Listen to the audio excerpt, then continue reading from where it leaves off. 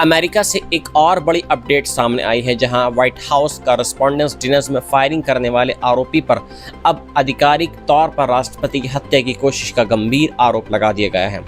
31 वर्षीय call Thomas Elon को सोमवार को अदालत में पेश किया गया, जहां अभियोजन पक्ष ने साफ कहा है कि उसने अमेरिकी राष्ट्रपति डोनाल्ड ट्रंप की हत्या करने की कोशिश की। ये घटना वाशिंगटन डीसी के वाशिंगटन हिल्टन होटल में आयोजित हाई प्रोफाइल डिनर के दौरान हुई थी। अदालत में पेशी के दौरान आरोपी हथकड़ी में लाया गया और उसने आरोपों पर कोई प्रतिक्रिया नहीं दी। सरकारी वकील के मुताबिक उसके पास 12 बोर, शॉटगन और 3 चाकू जैसे खतरनाक हथियार थे और वे पूरी तैयारी के साथ होटल में आया था।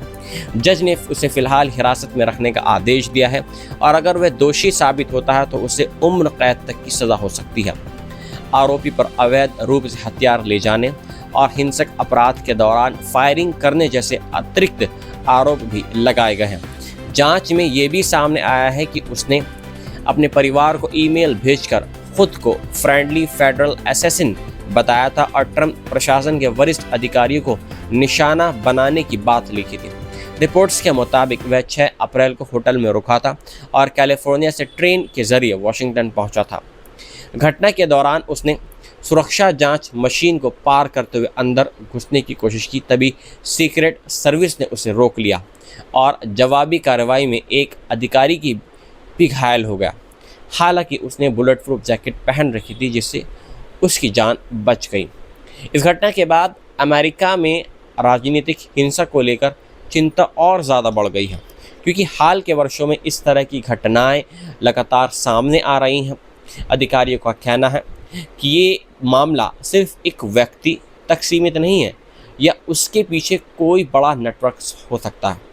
इसकी जांच अभी भी जारी है, लेकिन इतना ज़रूर तय है कि इस हमले ने अमेरिका की सुरक्षा व्यवस्था और राष्ट्रपति की सुरक्षा को लेकर फिर से बड़े सवाल खड़े कर दिए हैं। अमेरिका में हाल ही में हुए गोलीबारी की घटना के बाद व्हाइट हाउस ने राष्ट्रपति की सुरक्षा को लेकर बड़ा रिव्यू शुरू कर दिया है। व्हाइट हाउस ने कहा है कि शनिवार को वाशिंगटन डीसी के होटल में हुए हमलों के बाद अब सुरक्षा प्रोटोकॉल की दोबारा जाँच की जा रही है, जहाँ राष्ट्रपति डोनाल्ड ट्रंप और कई बड़े अधिकारी मौजूद थे। ये पिछले 2 साल में ट्रंप को निशाना बनाने की तीसरी बड़ी घटना मानी जा रही है, जिससे अमेरिकी सुरक्षा एजेंसी पर दबाव और ज़्यादा बढ़ गया है। White House chief of staff Susie Wiles इस हफ्ते सीक्रेट सर्विसेज और डिपार्टमेंट ऑफ होमलैंड सिक्योरिटी के अधिकारियों के साथ बैठक करेंगी, जिसमें बड़े कार्यक्रमों के दौरान सुरक्षा व्यवस्था को और मजबूत करने पर चर्चा होगी। प्रेस सचिव कैरोलिन लेविट ने कहा है कि सुरक्षा में सुधार के लिए हर संभव कदम पर विचार किया जा रहा है और ये मान लेना सही नहीं है कि सब कुछ पहले से ही परफेक्ट है। एक अहम मुद्दा ये भी है कि क्या राष्ट्रपति और उपराष्ट्रपति को एक ही कार्यक्रम में शामिल होना चाहिए या नहीं, क्योंकि इससे सुरक्षा जोखिम बढ़ सकती है।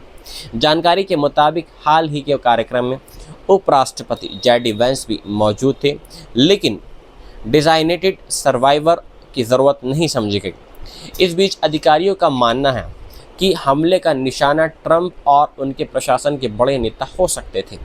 याद रहे कि 2024 में पेंसिल्वेनिया की रैली में ट्रंप के कान को छूते हुए गोली निकली थी और कुछ महीनों के बाद फ्लोरिडा में उनके गोल्फ कोर्स के पास एक और हमलावर पकड़ा गया था।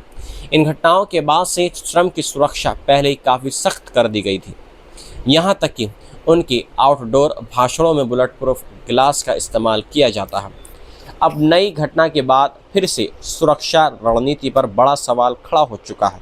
हालांकि ट्रंप ने सीक्रेट सर्विसेज की तारीफ करते हुए कहा है कि अगर सुरक्षा में कोई कमी होती है तो वे खुद सबसे पहले शिकायत करेंगे, लेकिन फिलहाल उन्हें अपनी सुरक्षा व्यवस्था पर पूरा भरोसा है। आने वाले समय में अमेरिका के 250वें स्वतंत्रता समारोह और फुटबॉल वर्ल्ड कप जैसे बड़े आयोजनों के चलते ये सुरक्षा समीक्षा और भी अहम मानी जा रही है, क्योंकि इन इवेंट्स में ट्रंप की मौजूदगी तय मानी जा रही है। इजराइल की सियासत में बड़ा भूचाल आ गया है, क्योंकि प्रधानमंत्री बेंजामिन नेतन्याहू के 2 सबसे बड़े राजनीतिक विरोधियों ने हाथ मिला लिया है और अब इस साल होने वाले आम चुनावों में उनकी सरकार को हटाने की खुली तैयारी अब शुरू हो गई है। पूर्व प्रधानमंत्री नफ्ताली बेनेट और यार लैपिड ने अपनी पार्टी के विलय का ऐलान करते हुए कहा है कि वे एक साथ चुनाव लड़ेंगे। नई पार्टी का नाम टुगेदर रखा गया है और इसकी कमान बेनेट संभालेंगे। दोनों नेताओं ने संयुक्त बयान में कहा है कि देश को मौजूदा नेतृत्व से बहाल निकालना बहुत ज़रूरी है और अब विपक्ष की अंदरूनी लड़ाइयों को ख़त्म करके एकजुट होकर चुनाव जीतना मकसद है। बेनेट ने कहा है कि अगर उनकी सरकार बनी तो 7 अक्टूबर 2023 के हमले से पहले हुई सुरक्षा नाकामियों की राष्ट्रीय जांच कराई जाएगी, जबकि नेतन्याहू सरकार अब तक ऐसी जांच से बचती रही है। लैपिड ने बेनेट को ईमानदार दक्षिणपंथी नेता बताते हुए कहा है कि दोनों के बीच भरोसा है और यही भरोसा अब इजराइल की राजनीति बदल सकता है। याद रहे कि यही दोनों नेता पहले भी 2021 में साथ आए थे और तब नेतन्याहू के लगातार 12 साल लंबे शासन को ख़त्म कर दिया गया था, लेकिन उनकी गठबंधन सरकार सिर्फ 18 महीने चल सकी थी। इसके बाद 2022 में नेतन्याहू ने वापसी करते हुए इजराइल के इतिहास की सबसे दक्षिणपंथी सरकार बनाई, मगर अक्टूबर 7 हमास लेड अटैक के बाद सुरक्षा मुद्दों पर उनकी छवि को बड़ा झटका लगा है और इसके बाद से कई सर्वे बताते रहे हैं कि अगला चुनाव उनके लिए मुश्किल साबित हो सकता है। हालिया सर्वे के मुताबिक नेतन्याहू की लिक्विड पार्टी को 25 सीटें मिल सकती हैं, जबकि बेनेट को 21 सीटों का अनुमान है।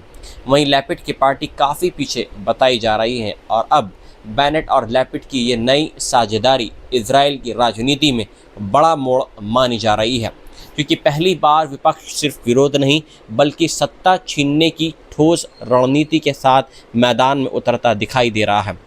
आने वाले महीनों में ये मुकाबला नेतन्याहू बनाम संयुक्त विपक्ष के रूप में पूरी दुनिया की नज़रों में रहेगा। खाड़ी क्षेत्र में बढ़ते तनाव के बीच बहरीन ने बड़ा और सख्त कदम उठाते हुए 69 लोगों की नागरिकता रद्द कर दी है। सरकार का आरोप यह है कि ये लोग ईरान के हमलों का समर्थन कर रहे थे या उनके प्रति सहानुभूति जता रहे थे और कुछ मामलों में भारी ताकतों के संपर्क में भी थे। बहरीन के गृह मंत्रालय ने साफ कहा है कि यह कार्रवाई देश की सुरक्षा और वफादारी के खिलाफ गतिविधियों के चलते की गई है। बताया यह गया है कि जिन लोगों की नागरिकता छीनी गई है उनमें आरोपी ही नहीं बल्कि उनके परिवार के कुछ मेंबर भी इसमें शामिल थे और सभी मूल रूप से गैर बहरीनी थे। ये फैसले प्रिंस हम्माद बिन ईसा अल खलीफा के निर्देश पर लिया गया है और इसे बहरीन के नागरिकता कानून के तहत लागू किया गया है, जिसमें देश के हितों को नुकसान पहुंचाने पर नागरिकता ख़त्म करने का प्रावधान है। दूसरी तरफ मानवाधिकार संगठन Bahrain institute for rights and democracy ने इस फैसले की कड़ी आलोचना की है और इसे खतरनाक कदम और दमन की शुरुआत बताया है। संगठन के एडवोकेसी डायरेक्टर सैयद अहमद अल वदई ने कहा कि ये फैसला बिना किसी कानूनी सुरक्षा और अपील के अधिकार के लागू किया गया है। रिपोर्ट्स के मुताबिक 2012 से 2019 के बीच बहरीन पहले ही करीब 990 लोगों की नागरिकता रद्द कर चुका है, लेकिन 2019 के बाद ये पहली बड़ी कार्रवाई मानी जा रही है। यह कदम ऐसे समय पर उठाया गया है जब हाल ही में ईरान ने उन खाड़ी देशों को निशाना बनाया था जहां अमेरिकी सैन्य ठिकाने मौजूद हैं, जिसके बाद पूरे क्षेत्र में तनाव और बढ़ गया। अब ये देखना अहम होगा कि इस फैसले का बहरीन की आंतरिक राजनीति और मानवाधिकार स्थिति पर क्या असर पड़ता है और क्या इससे क्षेत्रीय तनाव और तेज़ होता है।